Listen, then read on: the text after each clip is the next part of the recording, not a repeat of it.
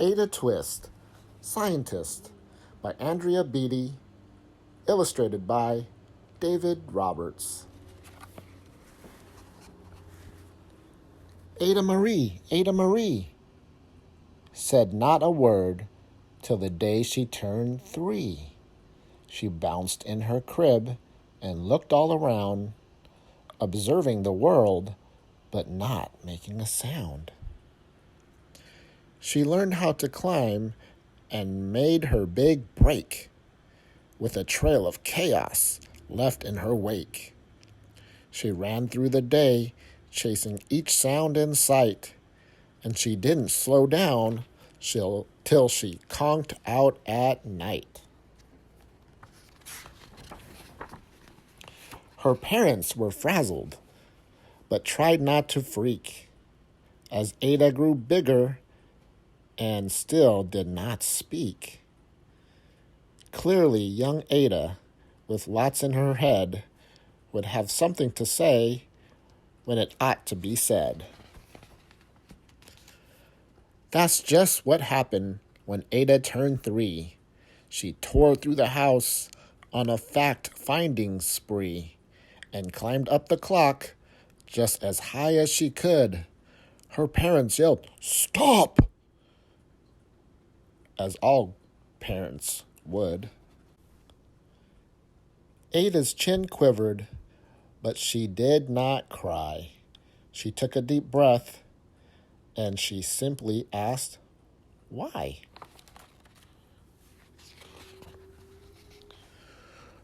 Why does it tick? And why does it talk? Why don't we call it a granddaughter clock? Why are there pointy things stuck to a rose? Why are there hairs up inside of your nose? She started with why, and then what, how, and when. By bedtime, she came back to why once again. She drifted to sleep as her dazed parents smiled at the curious thoughts of her curious child, who wanted to know what the world was about. They kissed her and whispered, "You'll figure it out." Her parents kept up with their high-flying kid, whose questions and chaos both grew as she did. She had so many questions. What does it do? Why won't it? How can I find out? Why does it? How? How does it? Will it be the same? What if? Why? Will it? So many questions. Even Miss Greer found her hands were quite full when young Ada's chaos wreaked havoc at school. But this much was clear about Miss Ada Twist. She had all the traits of a great scientist. Ada was busy that first day of spring, testing the sounds that make mockingbirds sing, when a horrible stench whacked her right in the nose, a pungent aroma that curled up her toes. "Zowie," said Ada, which got her thinking. What is the source of that terrible stinking? How does a nose know there's something to smell? And does it still stink if there's no nose to tell? She rattled off questions and tapped on her chin.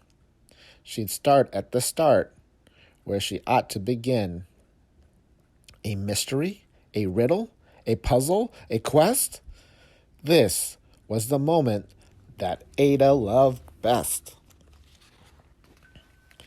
Ada did research to learn all she could of smelling and smells, both the stinky and good. One hypothesis, Ada thought, could be true. The terrible stink came from Dad's cabbage stew. She tested and tested, but soon Ada knew it was time to come up with hypothesis 2. Then, zowie! The stink struck again, just like that. Hypothesis 2. It's caused by the cat. The cat couldn't make such a stink on its own. It needed perfume and some fancy cologne.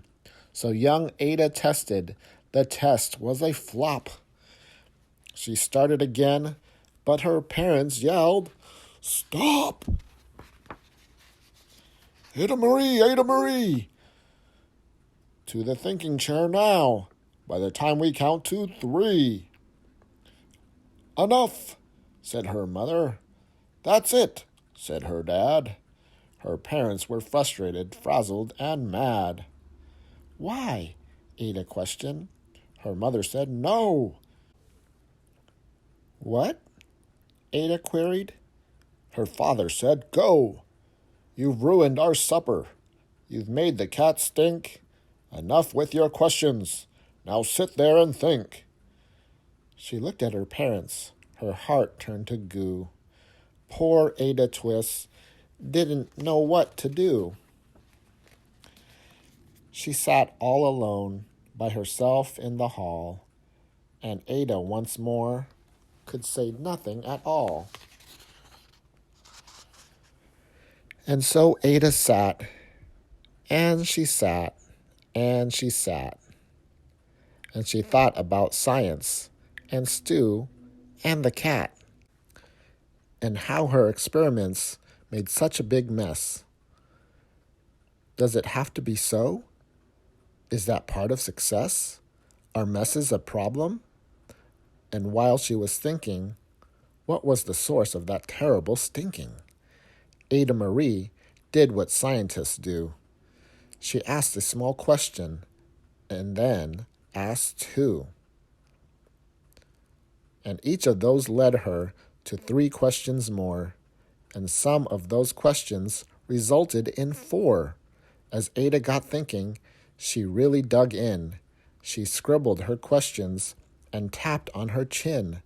She started at why, and then what, how, and when.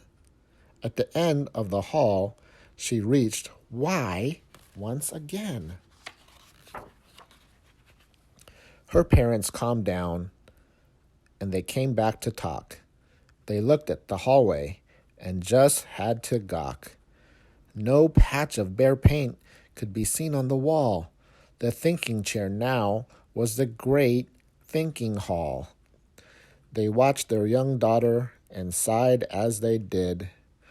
What would they do with this curious kid who wanted to know what the world was about? They smiled and whispered, We'll figure it out.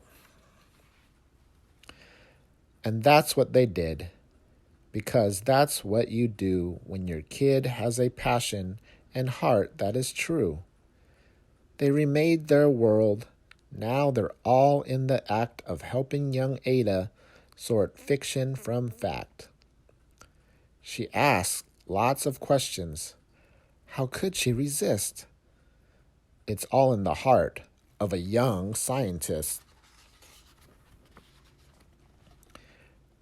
And as for that smell, what can Ada Twist do but learn all she can with her friends in grade 2? Will they discover the stink that curls toes? Well, that is the question, and someday, who knows? The end. What did you learn from this story? Ada Twist, scientist. Stay curious.